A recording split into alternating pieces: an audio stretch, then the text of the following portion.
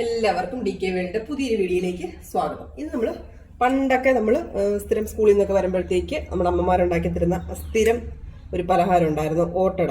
ഞാൻ കഴിക്കാറുണ്ടായിരുന്നു സ്ഥിരം. ഇപ്പൊ പുതിയതായിട്ടുള്ള കുട്ടികൾക്കൊക്കെ അറിയാനുള്ള ചാൻസ് കുറവായിരിക്കും. എന്നാലും അറിയാത്തവരുണ്ടെങ്കിൽ തീർച്ചയായിട്ടും നമ്മുടെ ഈ ഓട്ടടയൊന്ന് ട്രൈ ചെയ്ത് നോക്കുക കേട്ടോ. വളരെ ടേസ്റ്റിയാണ്, വളരെ എളുപ്പത്തിൽ ഉണ്ടാക്കിയെടുക്കാനും പറ്റും. അപ്പൊ നമുക്ക് ഇൻഗ്രീഡിയൻസ് എങ്ങനെയാണെന്ന് നോക്കിയാലോ. ഞാനിവിടെ എടുത്തേക്കുന്നത് തേങ്ങ, നല്ല ഒരുപാട് ഉണങ്ങിയ തേങ്ങ എടുക്കാതിരിക്കുക കേട്ടോ.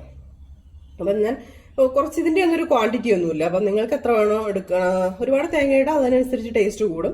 അപ്പോൾ തേങ്ങ കുറച്ച് മതിയെങ്കിൽ അതനുസരിച്ച് എടുക്കുക. അപ്പം ഞാനിവിടെ കുറച്ചധികം തേങ്ങ എടുത്തിട്ടുണ്ട്. ഒരു ചെറിയൊരു തേങ്ങ ഞാൻ തിരികെ എടുത്തിട്ടുണ്ട്. പിന്നെ എടുത്തേക്കുന്നത് ശർക്കര, അതും മധുരത്തിനനുസരിച്ച് നിങ്ങൾ ചേർത്ത് കൊടുക്കുക കേട്ടോ. പിന്നെ ഞാനിവിടെ ചെയ്യാൻ പോകുന്നത് ഗോതമ്പ് മാവിലാണ്. ചിലർ അത് അരിപ്പൊടിയിലും ചെയ്യാറുണ്ട്. ഞാനിവിടെ സ്ഥിരം ഗോതമ്പ് മാവിൽ തന്നെയാണ് ചെയ്യുന്നത്. ഞങ്ങൾക്ക് അത് തന്നെയാണ് ഇഷ്ടം. പിന്നെ ഇതിന്റെ കൂടെ നിങ്ങൾ ഏലക്കാപ്പൊടി ഇഷ്ടമുള്ള ആ ഒരു ഫ്ലേവർ ഇഷ്ടമുള്ളവരാണെങ്കിൽ അത് ചേർക്കുക കേട്ടോ. ഞാനിപ്പോൾ അതൊന്നും ചേർക്കുന്നില്ല. ഇപ്പം അച്ഛനും അമ്മയ്ക്കുവാണെങ്കിലും ഏലക്കാപ്പൊടി ഇടുന്നത് വലിയ താല്പര്യമില്ല. അപ്പം ഞാൻ ഏലക്കാപ്പൊടി ഇല്ലാണ്ടാണ് ഉണ്ടാക്കുന്നത്. നിങ്ങൾക്ക് വേണമെങ്കിൽ അത് ചേർത്ത് കൊടുക്കാം കേട്ടോ. അപ്പം നമുക്ക് തുടങ്ങിയാലോ. അപ്പം നമുക്കിത് രണ്ടും അങ്ങോട്ട് മാറ്റി വെക്കാം.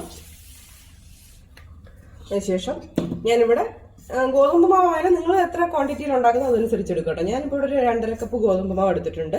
ഇനി നമുക്ക് ഇതിനകത്തേക്ക് കുറച്ച് ഉപ്പ് ചേർത്ത് കൊടുക്കണം. മതി, 2 നുള്ള ഉപ്പ് ചേർത്ത് കൊടുത്താൽ മതി കേട്ടോ. നന്നായിട്ട് മിക്സ് ചെയ്തതിന് ശേഷം ഞാനിവിടെ ചെറിയൊരു ചൂടുവെള്ളം, ഒരുപാട് തിളച്ച വെള്ളമൊന്നുമല്ല, ചെറിയൊരു ചൂടുവെള്ളമാണ് ഒഴിച്ചു കൊടുത്ത് കുഴയ്ക്കാൻ പോകുന്നത്. അതിനുശേഷം ചപ്പാത്തിയൊക്കെ പരത്തത്തില്ല, അതിനെക്കാട്ടും കുറച്ചും കൂടെ ലൂസായിട്ട് വേണം നമ്മുടെ ഈ മാവൊന്ന് കുഴച്ചെടുക്കാനായിട്ട്. ഞാൻ കാണിച്ചു തരാം നിങ്ങൾക്ക്.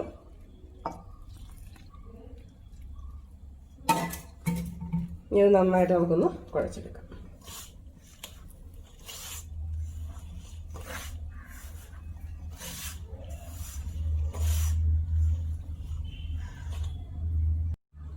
ഇപ്പൊ ഞാൻ ഗോതമ്പ് മാവ് നന്നായിട്ട് കുഴച്ചെടുത്തു. അപ്പൊ അതിലേക്ക് കുഴച്ചെടുക്കുന്ന ആ പരുവത്തിനെക്കാട്ടിയും കുറച്ചും കൂടെ ഒരു വാട്ടറി ആയിരിക്കണം നമ്മുടെ മാവ്. ഇങ്ങനെ തൊട്ട് നോക്കുമ്പോൾ നന്നായിട്ട് പതുങ്ങി പോകണം. കുറച്ച് സോഫ്റ്റ് ആയിട്ട് നന്നായിട്ട് കുഴച്ചെടുക്കുക. അപ്പൊ മാവ് നന്നായിട്ട് കുഴച്ചെടുത്തിട്ടുണ്ട്. ഇനി എന്താ വേണ്ടതെന്ന് വെച്ചാൽ വേറൊരു ബൗൾ എടുക്കുക. അതിനകത്തേക്ക് നമ്മൾ എടുത്ത് വെച്ചിരിക്കുന്ന തേങ്ങ ഇട്ട് കൊടുക്കാം. കൂടെ തന്നെ നമ്മുടെ ശർക്കരയും കൂടെ ഇട്ട് കൊടുക്കാം. അതിനുശേഷം ഇത് രണ്ടും കൂടെ നന്നായിട്ട് ഒന്ന് യോജിപ്പിച്ചു കൊടുക്കാം. ഇപ്പം നമ്മുടെ ആ തേങ്ങയും ശർക്കരയെല്ലാം ഞാൻ നന്നായിട്ട് യോജിപ്പിച്ചു. ഇനി ഒരില എടുക്കുക. അതിനകത്തേക്ക് നമ്മുടെ മാവിന്ന് കുറച്ച് വെച്ച് കൊടുക്കുക. കുറച്ച് വെള്ളം ഉണ്ടല്ലോ, ഒരു പാത്രത്തിനകത്താക്കി അടുത്ത് വെച്ചേക്കാം. അപ്പോൾ നമുക്ക് ജസ്റ്റ് ഇങ്ങനെ തൊട്ടതിന് ശേഷം ഇങ്ങനെ ആക്കുമ്പോഴത്തേക്ക് കയ്യിലൊന്നും ഒട്ടിപ്പിടിക്കത്തില്ല.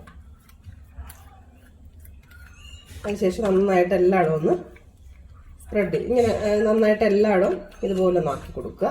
ടേസ്റ്റ് കൂടുതലും നമ്മൾ നൈസായിട്ട് പരത്തുമ്പോൾ തന്നെയാണ്.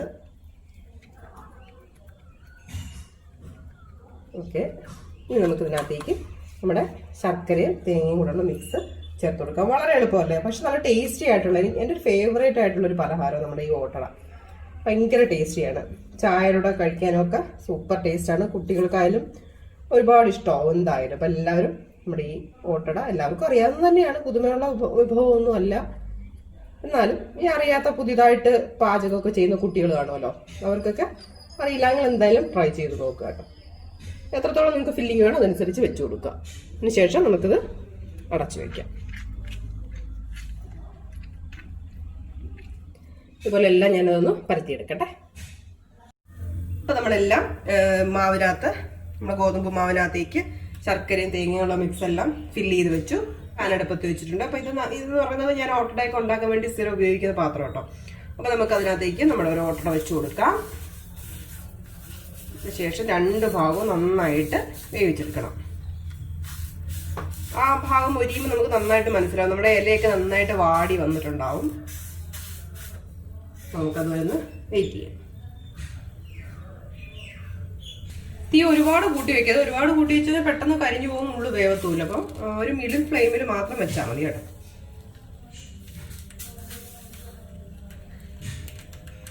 പെട്ടെന്നാവാൻ വേണ്ടി അപ്പുറത്തെ അടുപ്പിലും കൂടെ ഒരു പാനടുപ്പത്ത് വെച്ചിട്ടുണ്ടായിരുന്നു. അതിനകത്തും കൂടെ ആവുമ്പോൾ പെട്ടെന്ന് നമുക്ക് ഓട്ടട ചുട്ടെടുക്കാൻ പറ്റും. ഇപ്പം നമ്മുടെ ഓട്ടട 2 സൈഡും ആയിട്ടുണ്ട്. നമ്മൾ ജസ്റ്റ് ഇങ്ങനെ ഒന്ന് പ്രസ് ചെയ്ത് കൊടുക്കുക. എവിടെങ്കിലും ഇപ്പം വെന്തിട്ടില്ല എന്നുണ്ടെങ്കിൽ നമുക്ക് മനസ്സിലാവും. അപ്പോൾ ചെറിയ ചൂടുവെള്ളം ഒഴിച്ചില്ലേ നമ്മൾ കുഴച്ചത്, അതുകൊണ്ട് തന്നെ പെട്ടെന്നാവും. നമ്മുടെ ഓട്ടട ആയിട്ടുണ്ട്. വേണ്ട, ഇങ്ങനെ വിട്ട് വരും അതിൽ നിന്ന്, അല്ലെങ്കിൽ അതിനകത്ത് തന്നെ ഒട്ടിയിരിക്കും. ഇപ്പൊ വിട്ട് വന്നിട്ടുണ്ട്. ഇപ്പൊ നമ്മുടെ ഓട്ടട ആയിട്ടുണ്ട്. നമുക്ക് എടുത്ത് മാറ്റാം. അപ്പോൾ ഇതുപോലെ നമുക്ക് ബാക്കിയുള്ളതും കൂടെ ഒന്ന് ചുട്ടെടുക്കാം. അപ്പോൾ നമ്മുടെ ടേസ്റ്റി ഓട്ടട റെഡി ആയിട്ടുണ്ട്. ഞാൻ 3 എണ്ണം ഇലയിലേക്ക് തന്നെയാണ് സെർവ് ചെയ്തിരിക്കുന്നത്. അപ്പോൾ നിങ്ങൾ എല്ലാവരും ട്രൈ ചെയ്ത് നോക്കട്ടോ. അതിനുശേഷം ഫീഡ്ബാക്ക് ഇടാൻ മറക്കരുത്. അപ്പോൾ അടുത്തൊരു സൂപ്പർ വീഡിയോ ആയിട്ട് നമുക്ക് വളരെ പെട്ടെന്ന് കാണാം. അതൊരു keep watching. Thank you. Love you all.